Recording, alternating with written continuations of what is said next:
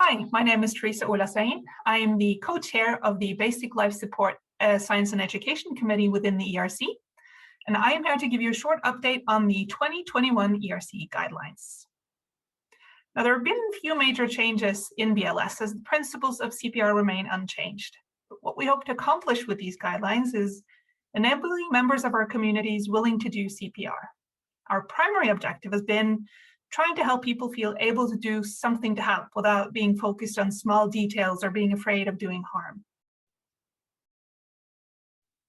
Now, this is the writing group of excellent people that's helped write these guidelines. And these are our conflicts of interest. So the first step in assisting someone with a presumed cardiac arrest is recognizing that they are actually in cardiac arrest. Cardiac arrest should be suspected in any person which is unresponsive with absent or abnormal breathing.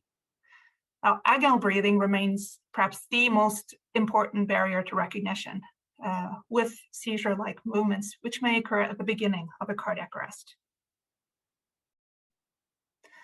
Now, the first thing you need to do is alert emergency medical services. For a single rescuer, we're recommending that the person activates the speaker or hands-free option and starts CPR with dispatch assistance. Now, if that rescuer does not have a phone, needs to leave the victim, alert the EMS, and then return to start CPR. Now, CPR consists of high-quality chest compressions. Chest compressions should be performed on the lower half of the sternum, in the center of the chest. They should be at least 5 centimeters, but not more than 6. It should be performed at a rate of 100 to 120 with as few interruptions as possible. It's also important to make sure that the chest recalls completely so that you're not leaning on the chest while doing CPR. And then chest compressions should be performed on a firm surface whenever that's possible.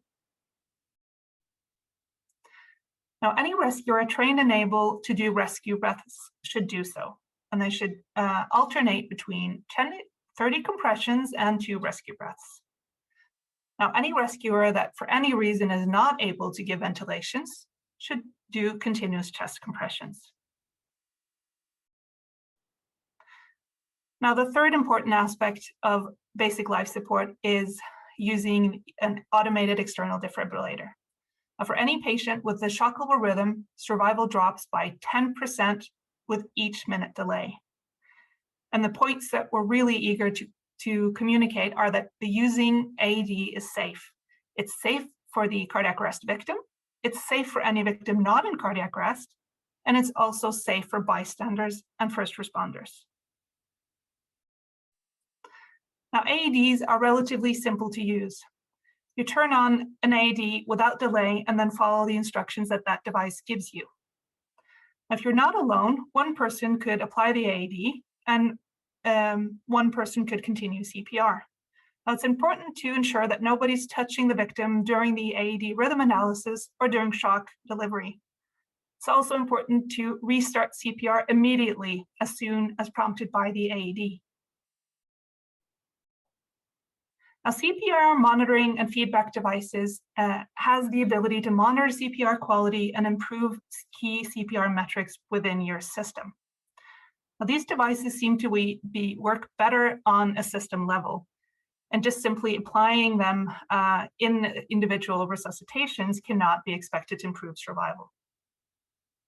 So the role of BLS might change with emerging new technology, and maybe these new technologies can help us save more lives. There are a lot of smart new applications being developed for smartphones. There's more and more video communication. We have development of artificial intelligence and the use of drones. Now, these are exciting new avenues, not quite ready for prime time. Foreign body airway obstruction is a potentially preventable cause of cardiac arrest. Now, whenever a rescuer comes across someone that's struggling to breathe with a foreign body in their airway, they should encourage that victim to cough. The next step would be to provide 5 back blows, and if that's not effective, 5 abdominal thrusts. And then alternate between 5 back blows and 5 abdominal thrusts. Now, if that person at any time becomes unconscious, it's important to start CPR. So to sum it all up, here is the BLS algorithm. Any person unresponsive with absent or abnormal breathing should be presumed to be in cardiac arrest. You need to call the emergency services, give 30 chest compressions, and whenever willing and able, alternate between 2 rescue breaths and 30 compressions. And as soon as an AED arrives, switch it on and follow the instructions. So with these guidelines, we hope to have provided a clear and concise instruction, which is easy to understand and will help rescuers feel more confident that their potential to help save a life far outweighs any potential harm from CPR. Thank you.